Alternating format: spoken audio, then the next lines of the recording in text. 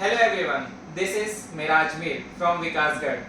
आज हम IGKV के इंक्यूबेशन सेंटर राबी में आए हुए हैं।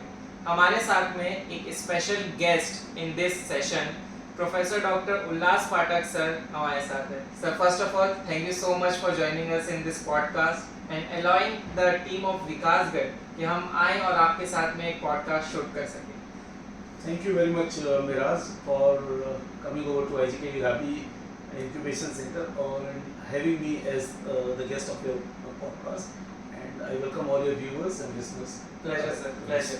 Yes. So first of all, I would like to request कि जो हमारी audience है, so first of all you give a brief introduction about yourself so that they can even know better than me, क्योंकि मैं introduce आपको करूँ वो सही नहीं रहेगा, आप करें वो ज़्यादा अच्छा रहेगा. Okay. My name is Hulas Pathak. I am the professor and head of the Department of Agri-Business and Rural Management here in Indira Gandhi Agricultural University, which is one of the premier agricultural universities in the country. We are into creating quality HR, research and extension transfer. In the last 5-6 years, we have realized that creating entrepreneurship in the field of agriculture and the allied sectors in agriculture is the way forward to address a lot of issues in agriculture and ultimately the primary stakeholders were the farmers. So as the head and CEO of this incubation center, I am contributing a little bit to the nurturing and strengthening of the startup ecosystem in the country, and we are the only agri-business incubation center here in Raipur, Chhattisgarh, and of course we are well supported by the Ministry of Agriculture and Farmers Welfare Government of India through a flagship program under the RKVY RAFTAAR.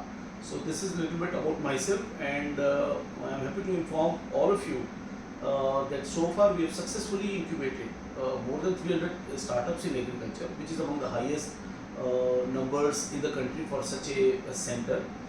And we typically carry out all the functions of an incubator aligned with the agricultural innovation.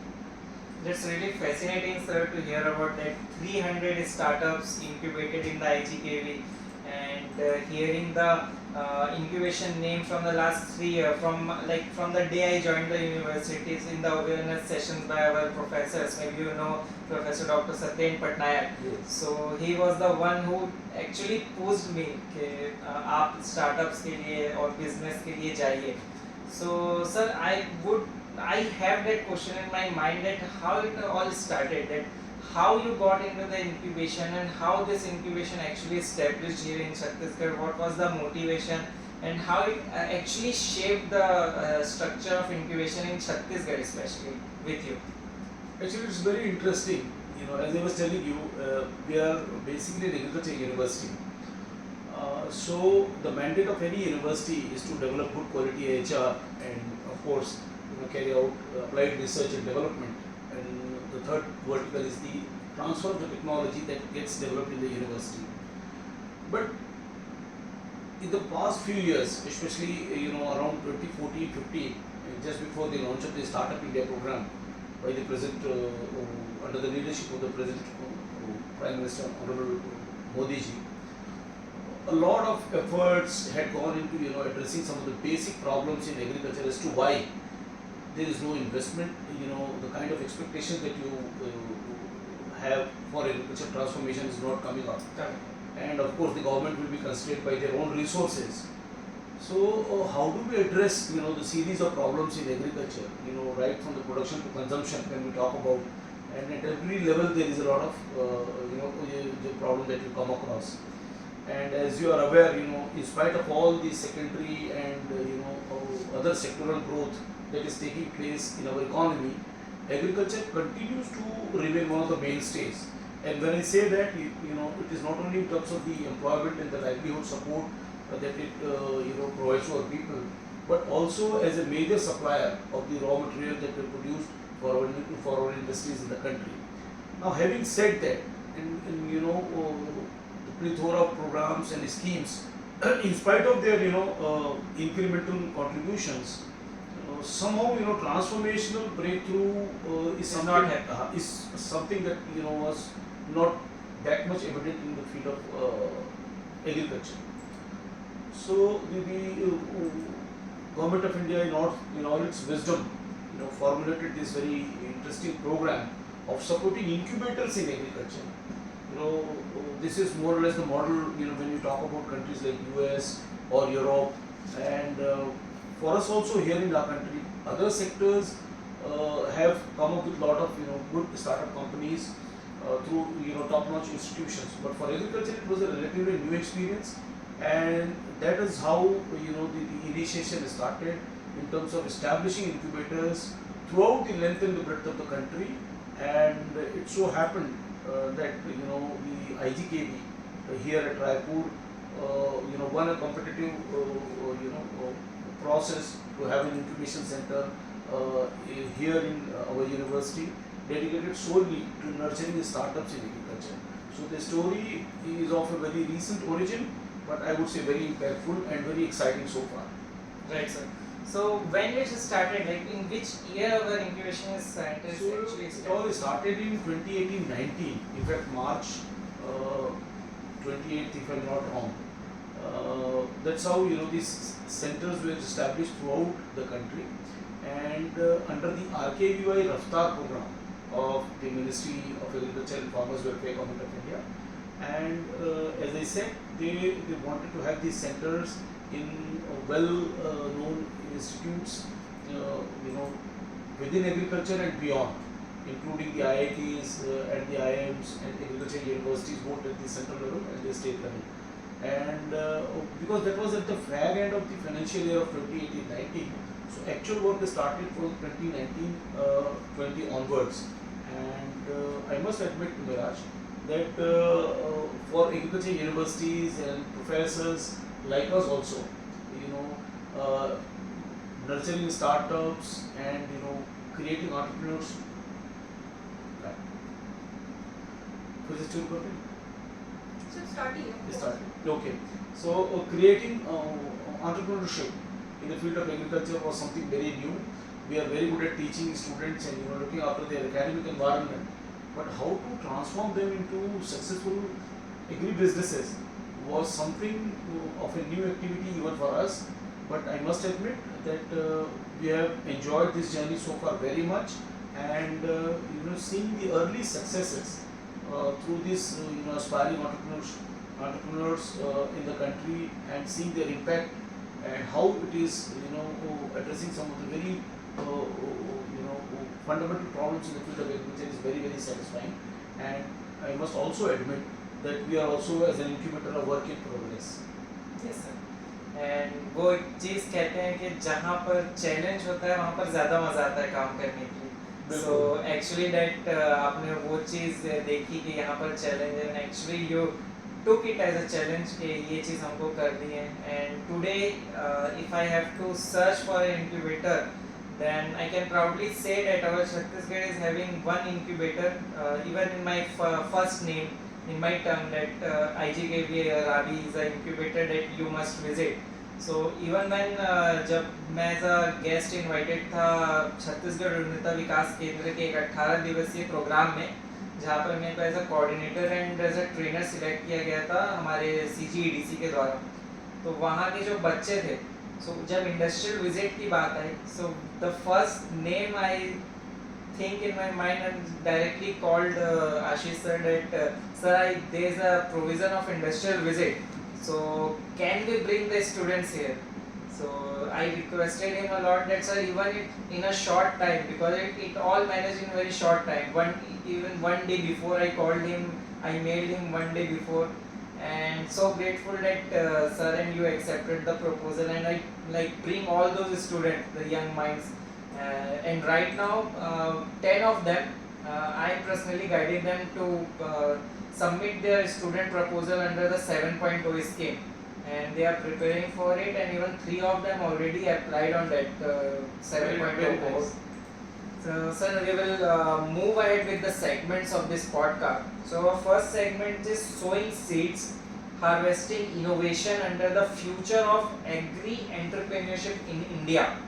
And the segment 1 is the origin and vision. So it's about you, right? So the first question which I will ask under this segment is, Can you take us back to your early academics and professional journey, that how it started and what drew you to agriculture, economics and rural development? Oh, it's very interesting, goes back a long way. And see, from my family background, agriculture is not something which is very new to us. So we grew up in an environment where we understood, farming a little bit, and having, grown up in a very close, environment with agriculture and the farmers alike, including the livestock industry. So that was not something new to me, and I was very privileged and blessed to have got very good convent education in my schooling here in Raipur. And then as I started growing up, there were options available to me in different streams of education, including engineering and technology. But there was this very A soft corner in the yes. heart about agriculture. Yes, so and there was also kind of a family decision. There are all kinds of professionals in the family barring agriculture. So why not take up agriculture? That's how I started with agriculture. And when I was studying agriculture, I realized that agricultural economics or the study of economics empowers you more than any other education. For the simple fact, but the economics deals with scarce resources that have alternative uses. So it is all about optimization. It is all about ensuring the well-being of everyone and collectively welfare. So therefore, I was completely driven by this particular thought that a student of agriculture economics will have perhaps access to greater knowledge and therefore wisdom, and then of course other things came up in my life when I took up management also as part of further adding the knowledge and the skills. So it's a mixture of the family background, my own interest, and then some late realization as to how agri-economics is key to understanding Indian agriculture at large. Right. Sir, one question which I really want to ask you that right now if we'll see, so there are so many domains, there's so many industries are in the market in 2025, but agriculture is always an industry which is in the top. If we think according to the business perspective and in terms of revenue some farmer or some person is generating, but still the agriculture or the agriculture studies is not a first preference for many parents and students. So how you will address this and how we can make a change into the youth currently, into the people of Chhattisgarh and outside of the Chhattisgarh, that this is a great choice, that how we can make them understand and make them aware that there is something agriculture studies in which you can study, as well as there is a future in this agriculture which we have to make them understand. I'm very happy that you raised this particular question, and I gave you my own example of having opted for some other stream, engineering it was, and then switched over to agriculture. It was not an easy decision at that time, and this was long ways, goes back to decades. And I'm not seeing much of a change in the thinking of our parents and the students alike in terms of having agriculture as one of their priorities or preference for graduation and beyond. So the reason is this comes from the typical I would say middle class mentality, wherein we are looking for some kind of surety And the government job. assurance. And if you recall, since independence, because India had to develop itself and to ensure that there was all-round economic development, and we had almost like a socialist model of economy wherein the means of production were controlled by the government. So we need more skilled people in technology and engineering, and of course being a largely populated nation, medicine and healthcare also assumed a lot of importance. So that kind of mindset and generational thinking got transferred from one generation to another, and it was not difficult for the people with this background to get jobs. Now, as we are talking about, you see, India is going through a dramatic transformation. Huge economic change is on the threshold, and we are very soon going to become the third largest economy. So we need different kinds of skill sets, different kinds of expertise and of course different vocations for our students. And agriculture will always remain relevant. And the reason when I say this, because agriculture, in the past also contributed largely to the national exchequer in terms of income, employment, per capita income, etc. Besides supporting industries. Of course, the share has now been, witnessing a declining trend, which is completely natural as our other sectors of the economy are growing. But still, in India, agriculture will continue to remain instrumental in terms of not only supporting the economic system but also our people, etc. As I was talking about. The change needs to come here in our mindset, and largely because many of the people do not take agriculture as the mainstream, so they are not aware about the opportunities that is there in agriculture. The agri-business industry, for example, both the input industry as well as the output industry is a huge sector of the economy, and there are options everywhere. We don't have enough professionals, and because of economic reforms, you are seeing that the influx of foreign companies and MNC companies foraying into Indian agri-business markets. Now here is an opportunity for our people, students, and anybody who wants to make a career out of agri-business by having a good education in agriculture or even the allied sector. I hope that they completely understand the value that has still not been completely realized in agriculture, and it is going to be a very, very important time for Indian agriculture in times to come, as there is a lot of other implications involving international trade and how agri trade and all those things will determine the kind of agricultural strengths that the country or a nation or a region has. And luckily we are gifted with Resources. with prime factors that are responsible for sustaining good agricultural system, both at the national level and also in State level. Yes. Right, sir.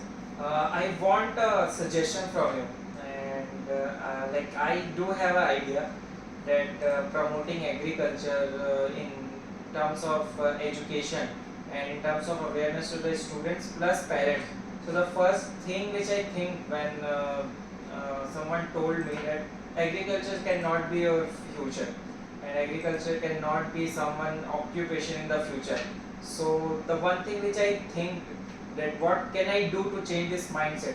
So what I think that actually do awareness sessions. So when there is a parents teacher meeting in schools itself, starting from their first class of children. So from that time schools and with in collaboration with government or with different bodies, that we can provide them the data that how many NEET aspirants fill the application, how many qualify the NEET exam, and how many actually convert into the doctor, and what is the percentage rate of the success of that NEET exam, then converting and graduating to a doctor, then actually practicing, and what is the average salary of a doctor. Same with other fields, same with CA, same with engineering, who parents who force their childs to pursue engineering, give JEE exams.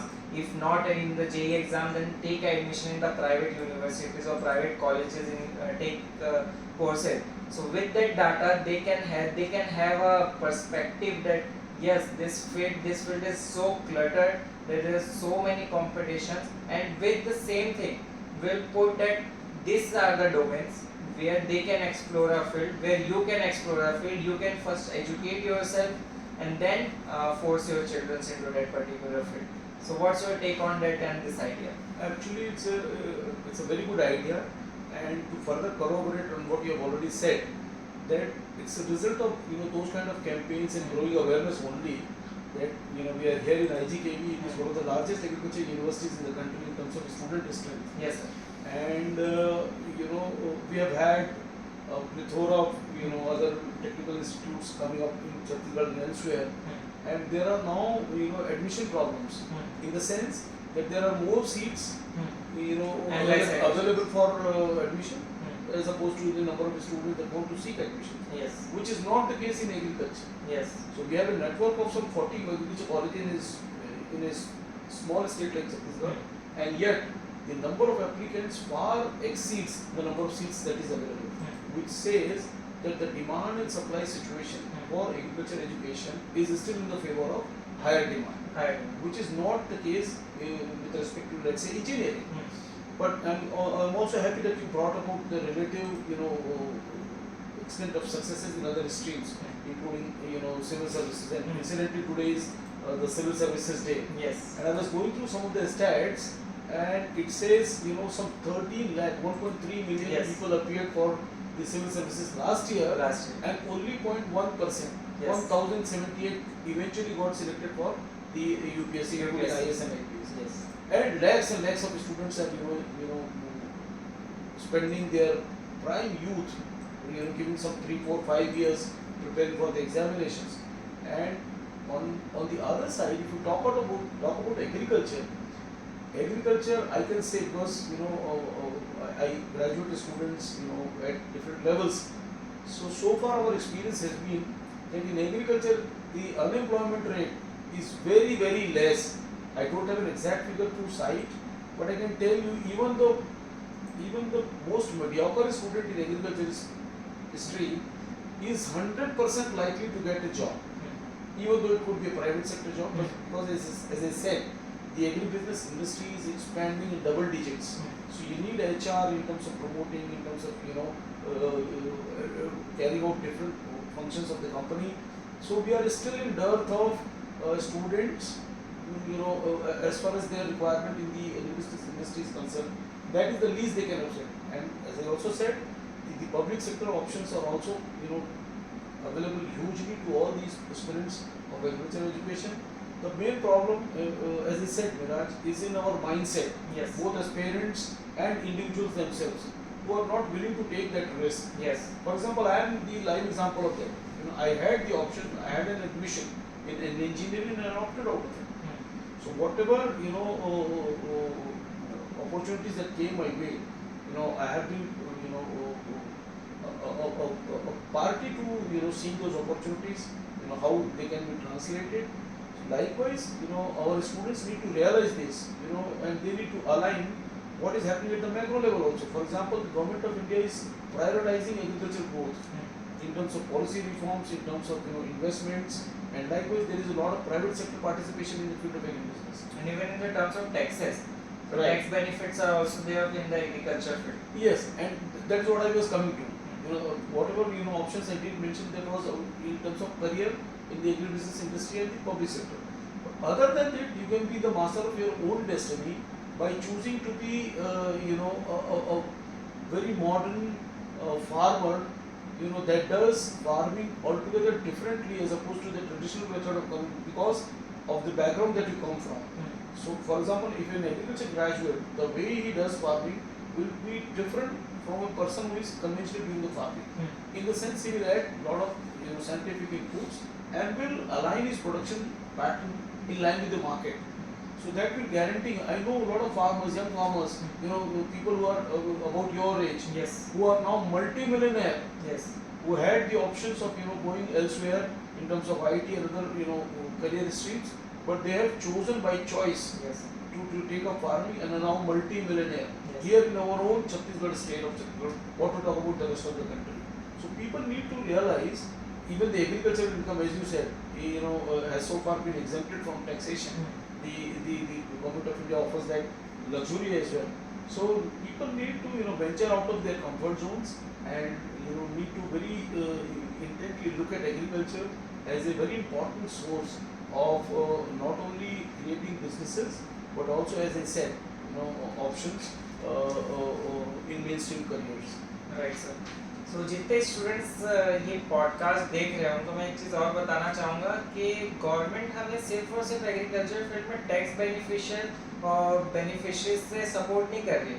उसी के साथ साथ जो आपकी लागत लग रही है उसमें वो सब्सिडी भी प्रोवाइड करता है.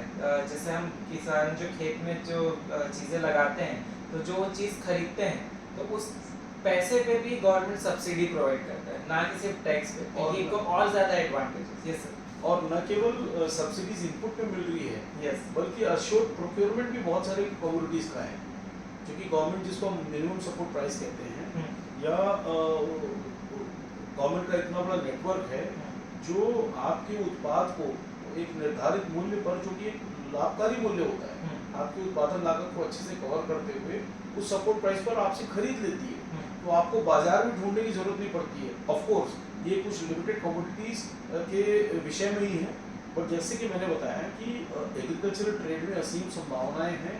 और अभी कल ही की बात है कि भारत ने पिछले दिनों 14 टन या 140 टन 140 टन अनार जो है यूएस को भेजा है अभी शिप सी रूट से। तो डिमांड बहुत सारी कमोडिटीज़ की है, और हमारे यहाँ ऐसा एक बड़ा ही नैसर्गिक या प्राकृतिक वातावरण है जो एग्रीकल्चर प्रोडक्शन सिस्टम को प्रमोट करता है। और सबसे बड़ी बात क्या है कि हमारा डोमेस्टिक कंजम्पशन एक बहुत बड़ा फैक्टर है जो हमारी इकोनॉमी को, एग्रीकल्चर इकोनॉमी को ड्राइव करने के लिए काफ़ी सक्षम है, और सरप्लसेस के लिए बहुत सारे मार्केट्स भी इंटरनेशनल लेवल पे भी अवेलेबल है। Right, sir. So we'll move ahead with the next question. That how did that exposure shape your perspective on rural and the agri entrepreneurship, and what does agri innovation personally means to you?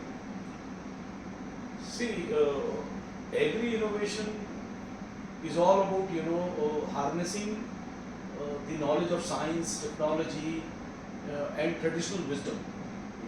We are a country with immense deep-rooted culture that goes back to millennia.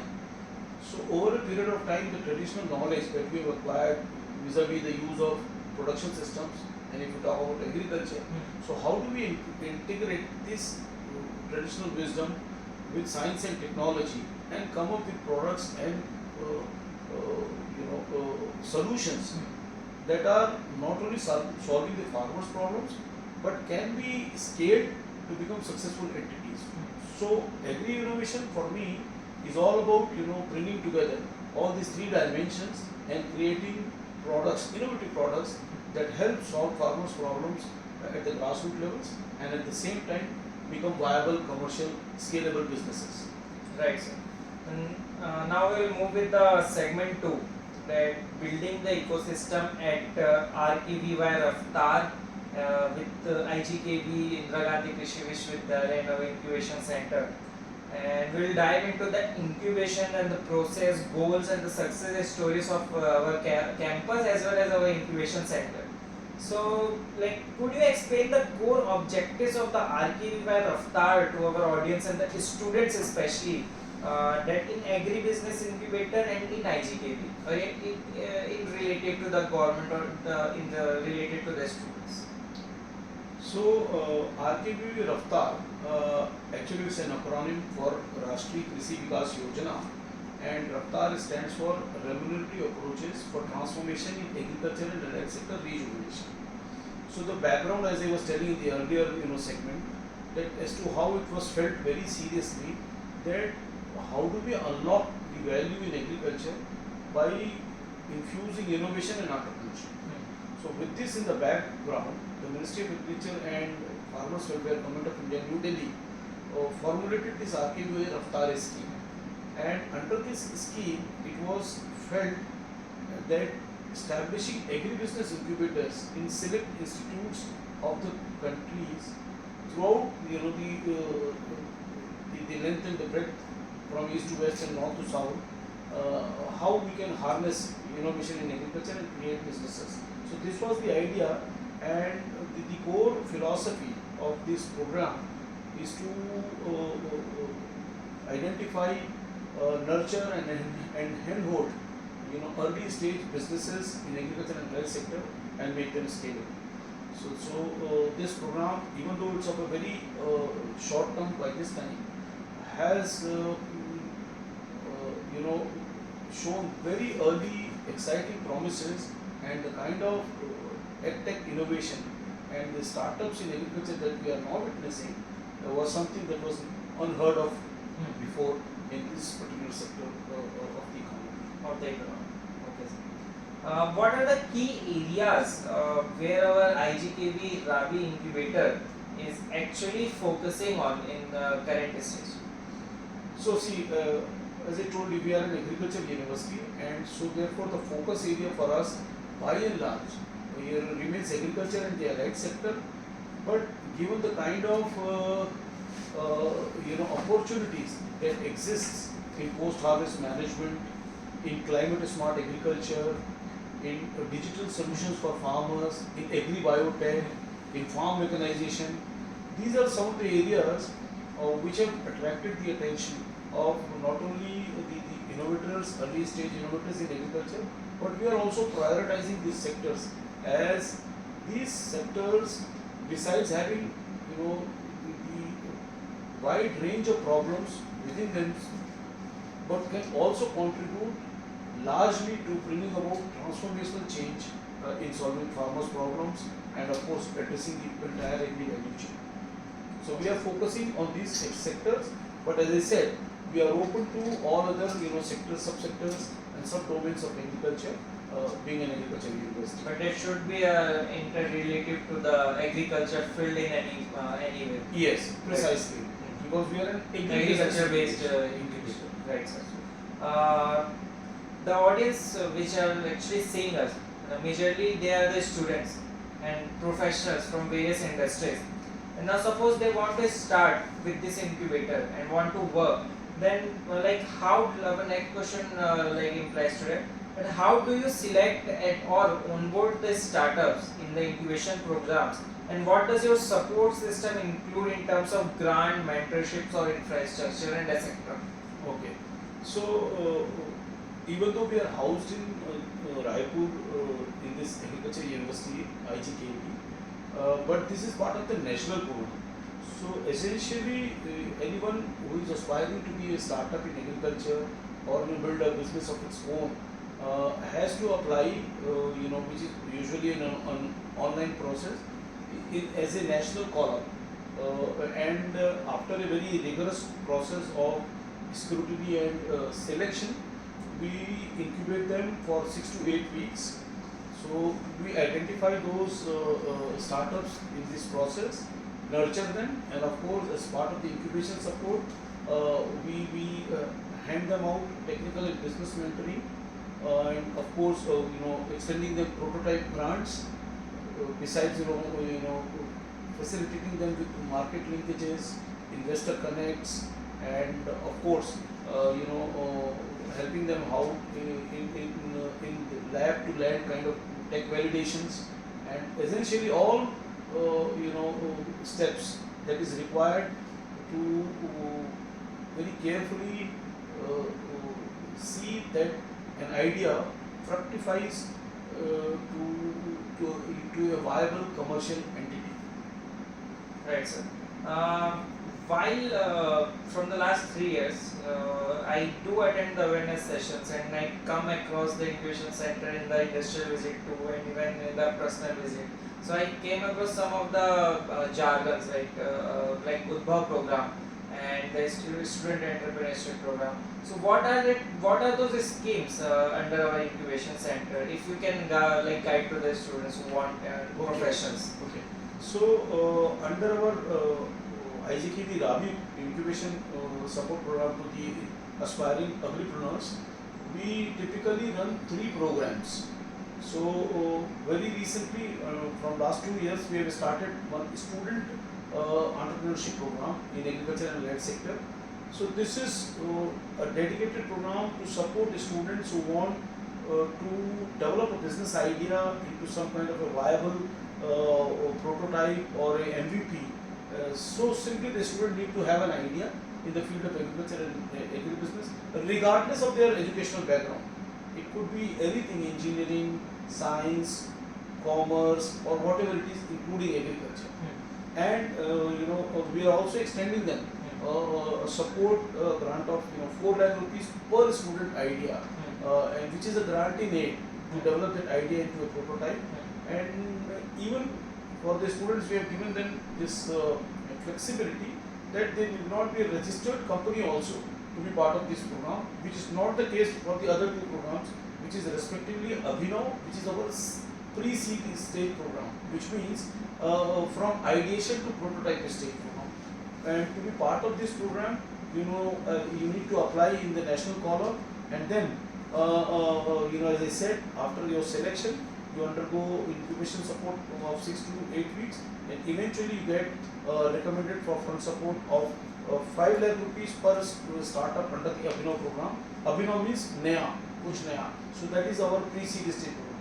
And thirdly, we also run a seed stage program wherein we have already developed the prototype or the MVP with you, and you need further support in terms of establishing the business or going for the scale up or even acceleration. And obviously in that case the fund support available is to the extent of 25 lakh rupees per startup in our Udbhav program. So Udbhav is our a little bit of an accelerator program, and whereas the Abhinav program is all about ideation stage program, and likewise as I said for the student program. And in all these three cases, I don't know of a scheme, government scheme in particular, that has given this kind of support to nurture startups in agriculture in the form of grant in aid. So it is not a loan to be returned back. It helps you establish and takes care of your early financial requirements, whether it is in terms of registering a legal entity or developing some kind of prototype in terms of establishing some infrastructure for your business and so on. So these are the key three programs that our incubation center at IGKV Raipur offers annually to everyone. Yes, and the eligibility is also very simple. You could be anyone from India, but recent years the focus has been more on supporting the regional startup ecosystem. And when I say that, we are looking for aspiring entrepreneurs who can bring about transformational innovation in the field of agriculture, and that solves the problems within Chhattisgarh at large. Right, so that's really impressive to know about all three schemes, and especially for the student. So all of you are listening to us right now and hearing this podcast and watching this podcast. You can find the link of the official website of IGKV Rabi, and you can go and actually explore the 7.0 cohort which is live currently, right sir? Very so true. If you can guide them and you can tell them about the program which is currently live, so it will be helpful for them too, and we will add all the details in the description too of the podcast. So viewers, as I said, it's a national call-up program, and the relevant website is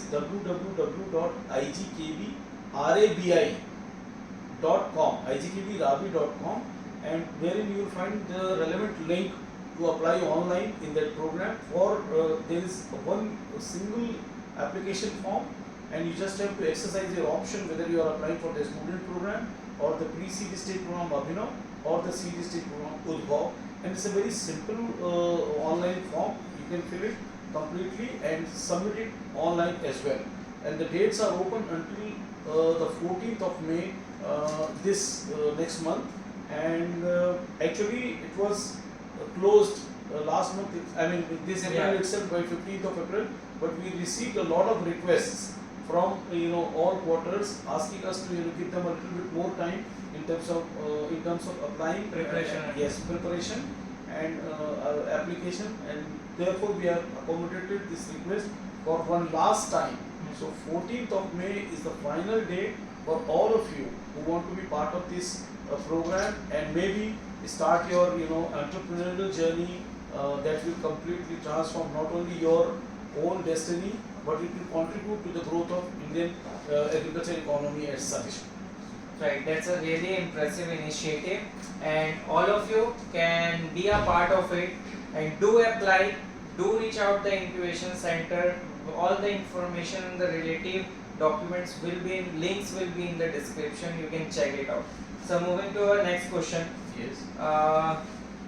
Can you share a few standout startup success stories that emerged from the Rabi at IGKV? Which you thought that both the stories, personally your favorite, and once you thought about the idea that it is not going to work, or maybe it's a little bit challenging, but that came out in a very good way. So in the both, you have some stories. So yes. First thing first, I will not have any of my favorites, because for me all my startups are favorites. Yes. Because I have seen them right from the day one when they came to us, what they were, and how in a very short span of time they have gone on to become multi-crore businesses. So I don't play favorites with any of my startup to start with.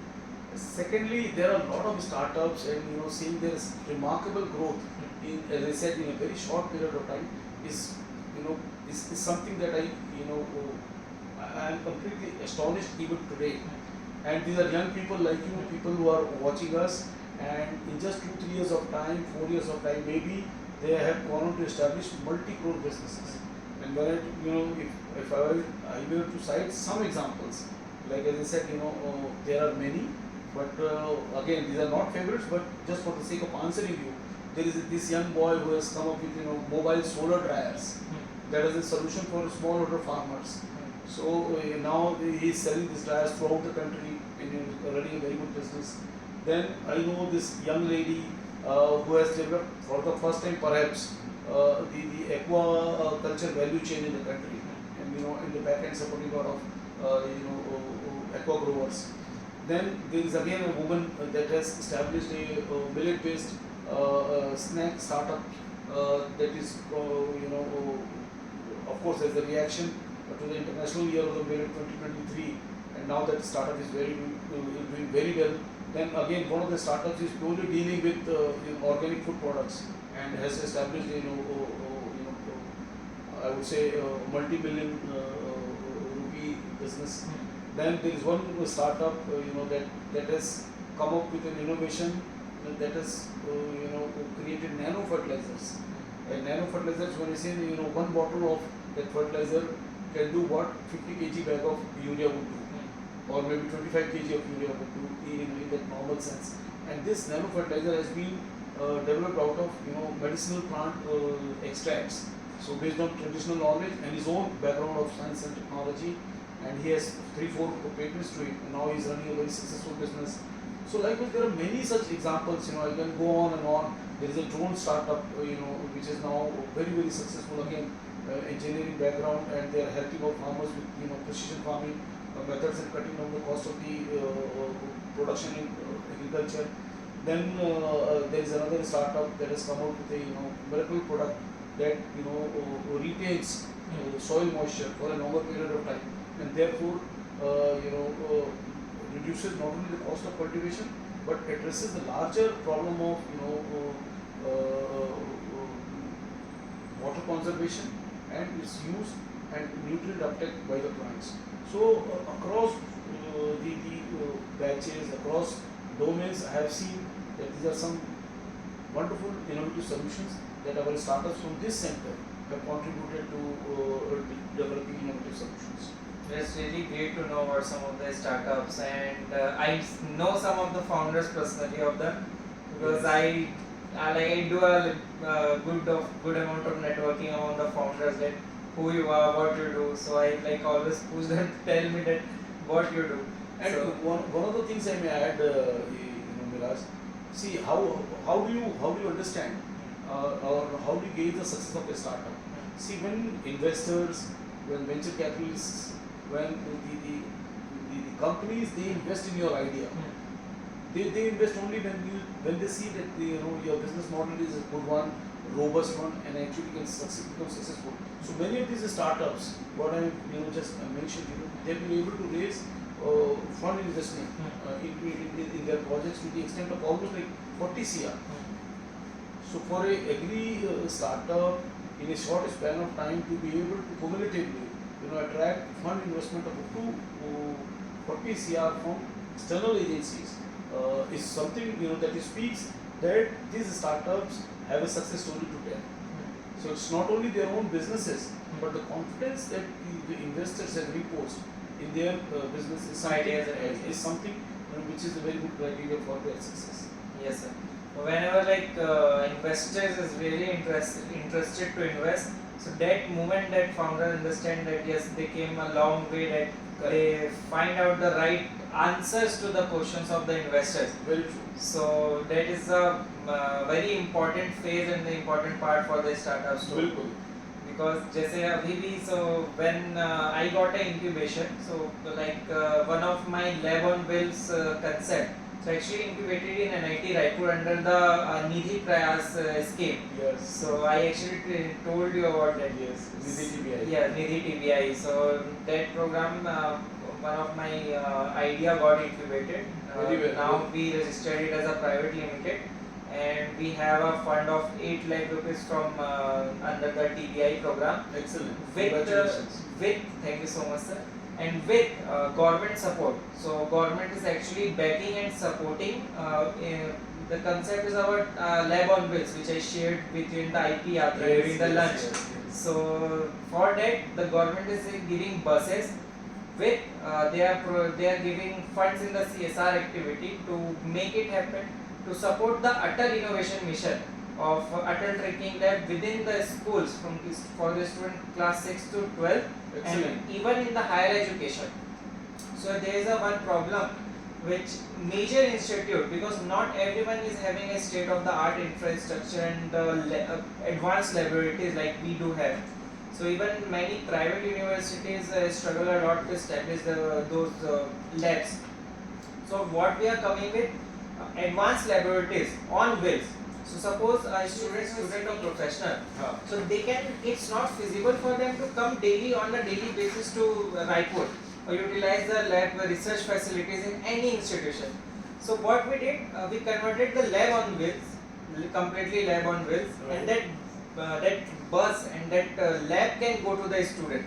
So a student who is spending suppose 250 rupees coming from Jagdalpur, they just have to spend around 80 to 70 rupees in a subscription of daily basis. Right at their own doorstep. Own doorstep in their universities, so they can utilize the facilities. And I'm very happy to tell that lab facility on buses is having a capability of catering the student from starting class 6 to starting from PhD, from research scholars. It is having a capability that they can cater that needs of the student. Wonderful. With advanced technologies in any field. So we are not only focusing on tech like AI and IoT and robotics, but especially we are actively working with the government to provide the hands-on experience on medical and agriculture too. Okay. So just to intervene, at what stage of the development of the lab on wheels you are? We are already in the process of prototype creation. Our buses is going to be ready in 1.5 months, maximum 1.5 months, and we already converted. The fabrication work has almost done, and the painting and the interior part is being putting into the buses. Instruments and the infrastructure inside. Yeah, we already buy the infrastructure which is going to be fit inside. So even in the computers are going to be the server computers, not normal computers. Right. So the tools like MATLAB. So I invite you, to come to our campus. Definitely. And maybe engage with our students. The moment your first, Definitely. is ready. So we will inaugurate. We will start the inauguration of that buses from the IGKV. Great. We will Many do it. congratulations. All my best wishes. Thank you so much, sir. Moving ahead with the segment, next question. That what unique challenge do you see agri startup facing compared to tech or urban startup? In a very brief, if there are. You see, this question involves a very lengthy answer, but to cut it short, because Indian agriculture is very typical, and unlike urban businesses or those industry-oriented enterprises, agriculture inherently is composed of numerous complexes. And just to summarize all these complexes into one stage, what I frequently call is the 80-20-20-80 syndrome. That means 80%, more than 80% of the people depend on less than 20% of the land for farming. So what it does, it fragments the whole land holding. So we will have large number of farmers with very small land holding size, and therefore to consolidate and aggregate, it becomes a very huge problem. And vice versa, if you talk about, there are very few people who own most of the majority of the land. So less than 20% of the people own 83% of India's agricultural land. So developing solutions for them becomes a different kind of complex. The fragmentation of holding is one very basic problem that the rural enterprises or startups face. Then seasonality. Agriculture is a seasonal thing. Even though there is a lot of now modern research to ensure crop production throughout the year, so that is a very problem. And in agriculture, by and large, the technology adoption rate is very less. So unless there is an intervention of technology, you will not have incremental. You will not have an incremental, change. So these three are the core, challenges that any startup would face, regardless of the innovation or the problem that startup is trying to solve. But then again, is a very good opportunity for innovators, to think about this. And as I said, in India, the number of farmers runs into several crores, almost like and each farmer will have multiple problems. So there is an ample opportunity for the startups to pick up this one problem and come out with innovative solution. बहुत सारे chances हैं. But agriculture की जो कमियां हैं, वही कमियां जो हैं, उनके लिए अवसर भी बनती हैं और उन्हीं अवसरों को लेकर के वो innovative solution की तरफ provide that. So moving to the next segment, the future of agri entrepreneurship and the youth involvement into it. So we will take a case for an example, and I put you as a minister of agriculture of Indian government. So what are the top 3 policies you will integrate into the agriculture field? So you are putting me in a very unforeseeable spot. I will never envisage myself as becoming Minister of India, but would definitely like to contribute in terms of policy making and areas you were talking about. Areas. See, we are living in technology-driven, knowledge-based economy. So technology is obviously going to play a big part. And as I was just mentioning, the rate of technological intervention in agriculture, by and large, so far has largely remained unaddressed. And when I say this, I am particularly aware that less than 10% of the technological intervention can be witnessed in Indian agriculture. That means what our people are doing, what our farmers are doing, they are not, I would not say adopting technology, but they are somehow, there could be case of lack of accessibility, affordability and so on. But this net result is, technological based farming is not happening in the country to the extent it should happen. So, advanced technology like AI, ML, IoT, drones, data analytics, those kind of cutting edge, tools of technology, I have no hesitation in believing will have a telling impact on bringing about a transformational change, not only in Indian agriculture, but worldwide. So I see a lot of future and value into incorporation of these kind of technologies in agriculture. Okay, sir. So we'll move to another segment, right? And we'll keep it a bit engaging as well as you can say rapid fire questions. Okay. So in the lighter side and to engage the audience in that manner. So we will start with the question: one agri startup that you admire from India which is working in multiple countries. Okay, I'll just give you a prelude to it. The total number of agri-tech startups in the country is still less. Even though, as you are aware, we are the third largest startup ecosystem in the country. In a very shortest period of time, just about 9 years, we have gone on to become that.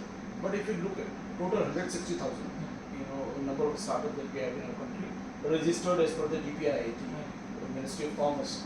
But if you look at the share of the agri-tech companies, it is just about 2.5 to 3.5%. So we just have 3,500 agri-tech startups only. So what we need to have is more number of agri-tech startups coming into this space, number one. But if I were to pinpointedly single out one startup, so I will say they are because they offer full stack solutions for farming, and most importantly at their core is the value proposition that they are offering to the primary stakeholders, which is the farmers. Yes. And there are many also, but just They are. Okay, sir. Then a book or an article that shaped your thinking recently or that can be helpful for the future of agri-businesses founders? Actually, it's a very good book by C.K. Prahlad about the fortune at the bottom of the pyramid. Fortune at the bottom of the pyramid. I will advise all your viewers, and young ones especially, to read this particular book, because it talks about opportunities, business opportunities, even while alleviating poverty. So it looks at new business models that can be effectively implemented to solve not only poverty, but also in so doing they can establish scalable businesses. So that one particular book has had there are many, but if you were to as you said single out what's that book, so that's really a very very good book. Definitely, sir. Even I will advise you to have a good read. Definitely, sir. Even I am going to read it. Yes, Today yes. only I am going to purchase one Yes. copy of that. A rural place in India, to our next question, a rural place in India that completely surprised or inspired you in terms of agriculture. A rural place in India that completely surprised or inspired you in terms of agriculture. So I will not say not completely surprised, because I come from Chhattisgarh, Huh. and I will name a place from within Chhattisgarh, because I had this very first-hand exposure to this particular place, Bastar, and at that time it was Bastar. Dantewada used to be a part of it, but whole of Bastar is one such reason that is full of immense potential and a hidden gem, I would say, all round, and the kind of traditional knowledge systems that we have not only at the interface of agriculture but also at the interface of forestry and biodiversity conservation. But now, as I speak, Dantewada. This is now a separate carved out district out of the whole Bastar region. Bastar region. Yeah, and the reason I say this is because when I was very young, like you, decades ago, and I had this opportunity of conducting my own research, exploring the economic valuation of biodiversity conservation in Bastar, and I had been to 3 forests, well within Abujmar, the area which is unsurveyed even till now, and to have seen the nomadic tribes, directly face to face, and the kind of the natural endowment and the traditional systems, it is awe-inspiring. So I would say that one particular place does not surprise me, but you like and inspire, yes, get yes, inspired. it's very very inspirational. Or how people are, in spite of all their struggles, normally as people say, they are still very content and happy, and because of them, our natural systems have been conserved, for ages. Right, sir. So I can proudly share one thing, that my father and mother is actively contributing to the growth of Bastar region. And my journey, especially if I'll say, so the first government tender and the first collaboration which I had is starting from Kakir, and I covered the maximum districts of Bastar division, including Dantewada and Bastar too in Jagdalpur. We conducted around more than 100 sessions for students of class 9 to 12. So I did this in last summer. So when there is a time of my internship period, so what I did, I actually registered that company as a sole proprietorship, and I started working. I just directly gone to the collector. Let's say a code says, even you said that in one session, that knock the door shamelessly until and unless someone is going to open it. Absolutely. So that's what I did. And no shame. No shame. So that's what I did. One day I go to the Kakir collector, he didn't meet me. Another did the same thing. I did same procedure with the 7 days. And on the 7th day I got to meet him.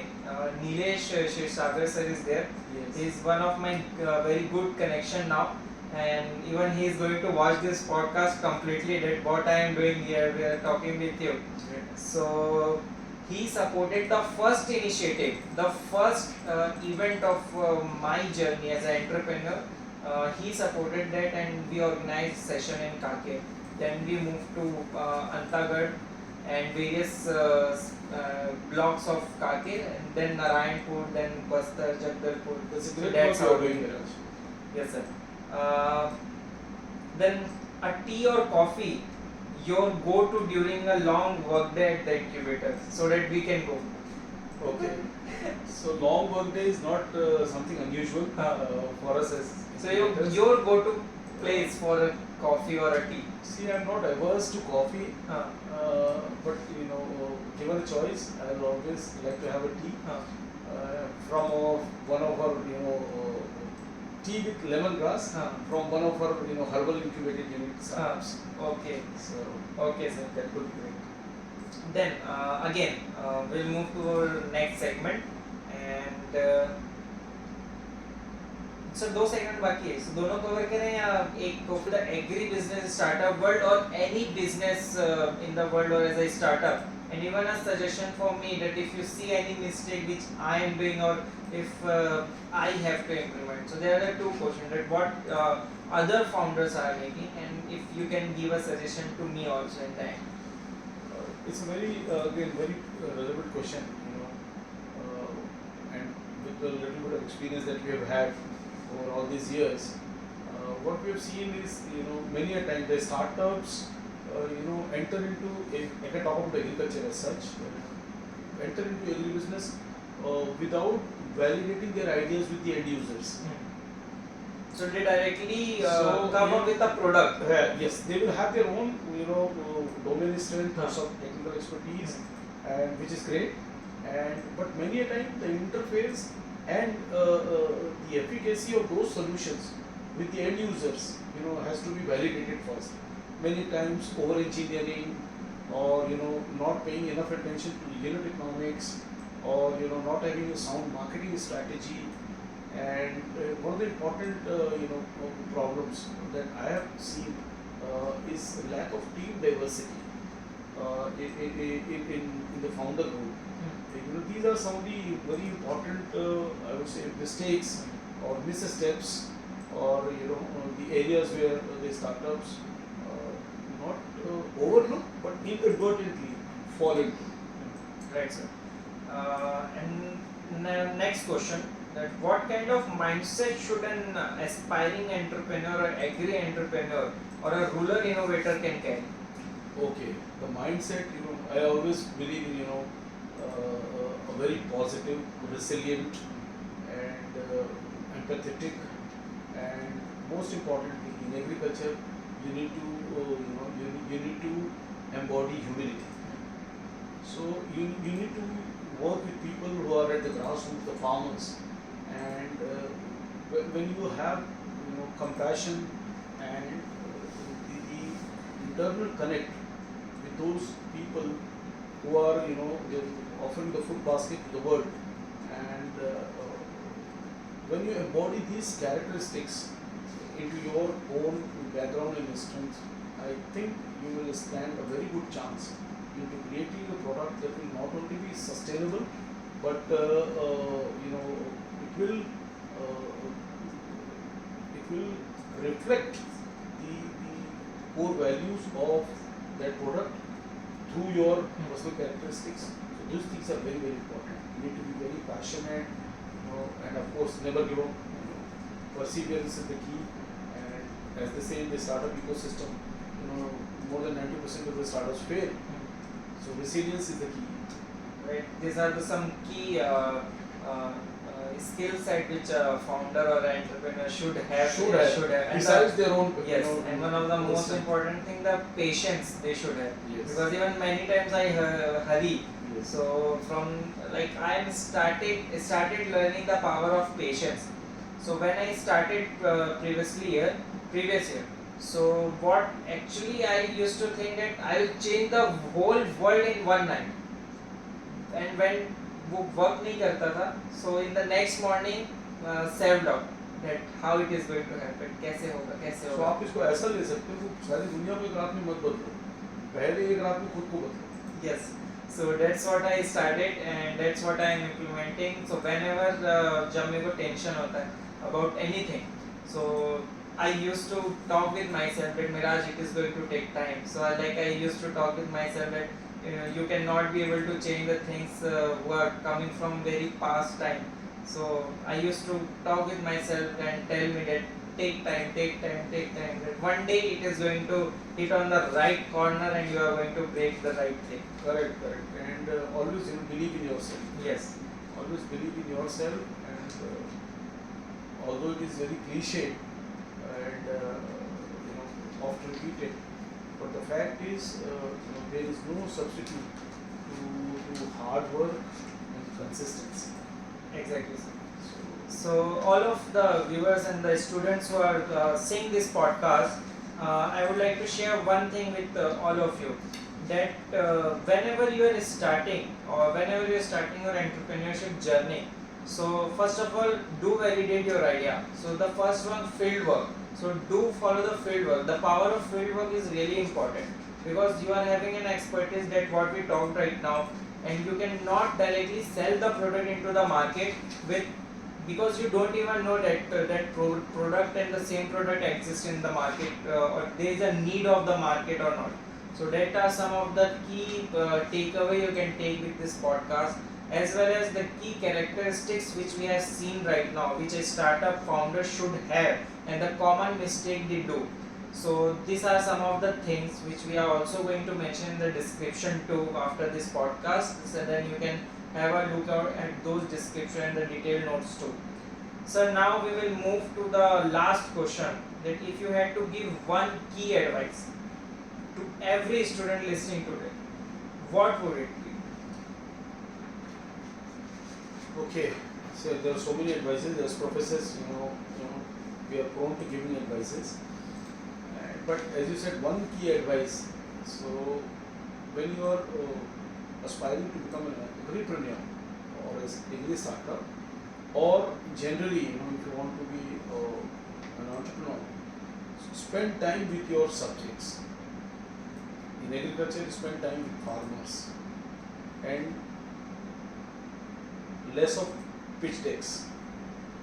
So the more you spend time with the farmers or your subjects, whatever, depending upon your innovation, you are more likely to understand the problem very innately, and unless you identify the problem very correctly, you will not be able to come up with the right solution. Understanding the problem correctly will depend upon spending time with your subject, and therefore the catch lies there. More and more involvement with the primary stakeholders should be your objective in terms of, because your strength is your strength, it is always with you. But most of the solutions, even in agriculture, I am telling you, though they have been marginally or incrementally successful, but they failed largely on account of one or the other reasons. And invariably what we have seen through our experience is that the, I would not say lack of understanding, but the gap in understanding the problem at its very initial stage has been the fundamental reason for the either the business model or the technicality of the product not being up to the level of becoming a very viable business entity. So these are very important, observations from someone who is in the thick of nurturing businesses and comes straight from our own, as I said, first-hand account of dealing with aspiring entrepreneurs. Right, so thank you so much for that advice. It is really going to be helpful for all of them as well as for me personally. So it's always great to interact with you and ask questions and listen to you. So that's a wonderful advice which you gave right now. We'll move to our last question, and then we'll move with the seed of wisdom segments, right? So what do you believe a private public collaboration can fast track the growth of rural and agri-based startup? If yes, then how? See, we are living in the world of convergence. So more than the involvement of the government initiatives alone, it is the coming together of all the stakeholders in an economic system, which we call as the PPP, public-private partnerships, and the coming together of all these stakeholders will definitely contribute to not only enhancing the outcomes in terms of enriching the business ecosystem or the startup ecosystem, but also very specifically it will cater to fulfilling the infrastructure gaps, help in co-creating models, and most importantly,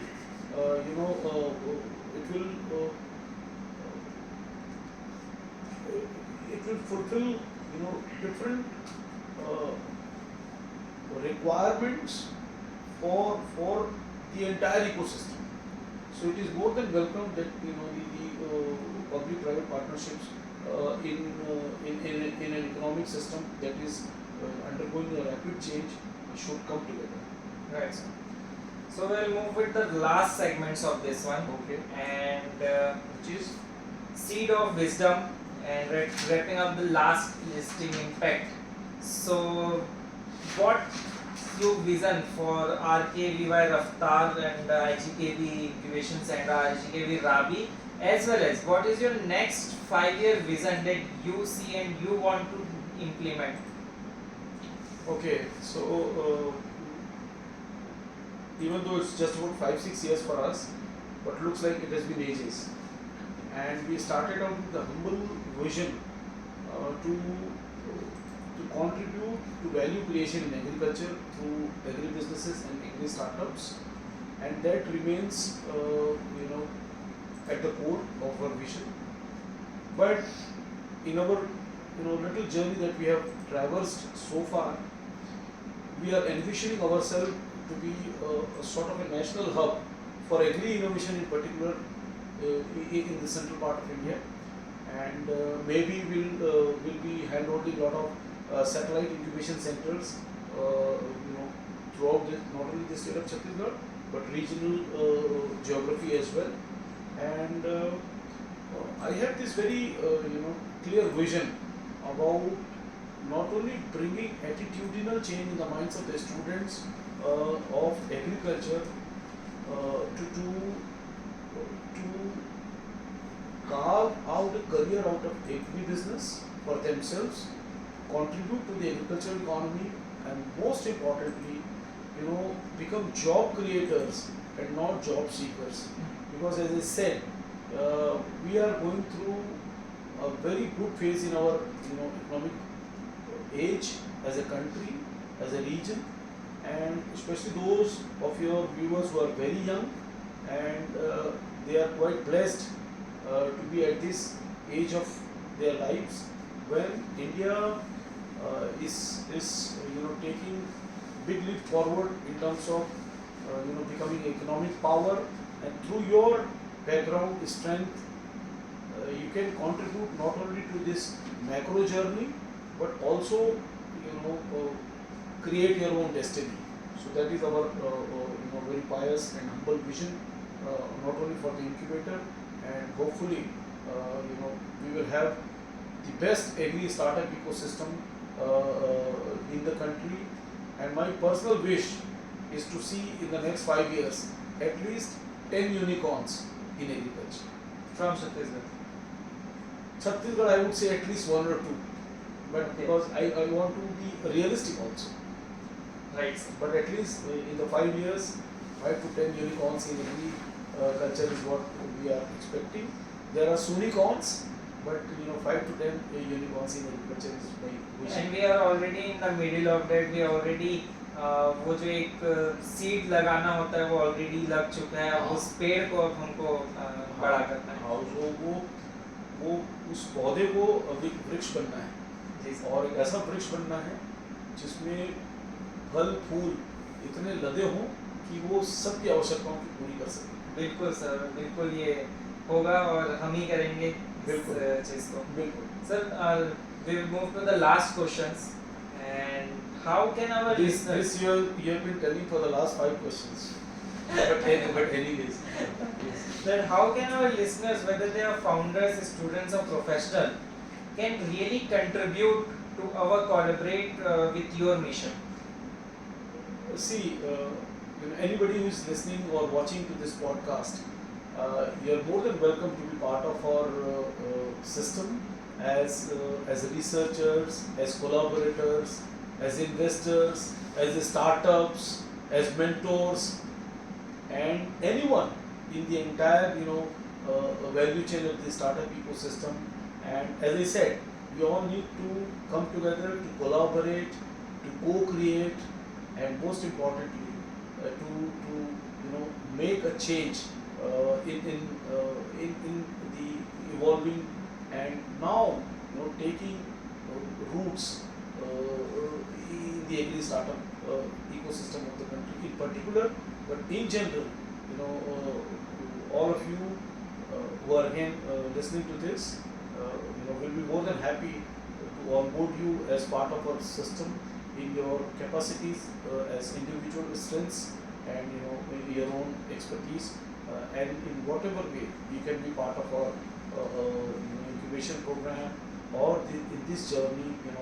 I invite you to let us work together to fulfill that dream of making India a developed economy when we complete our 100 years of independence from the Britishers in 2047. Thank you so much, sir. Thank you. And behalf of the whole team of VikaasGarh, and personally, I want to say thank you to you for joining in the podcast and in this initial time of VikaasGarh when we are actually established and we are not well established. And you are like so inspiring person for me, especially at any time and anywhere I got a chance to listen to you. I always try to come. And I always try to get as many as feedbacks, as many as learnings from you I can get.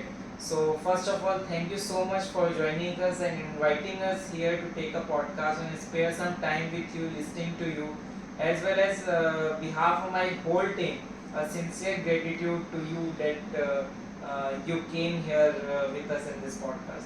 Thank you so much. Thank you very much, Meraj. And I also express my gratitude.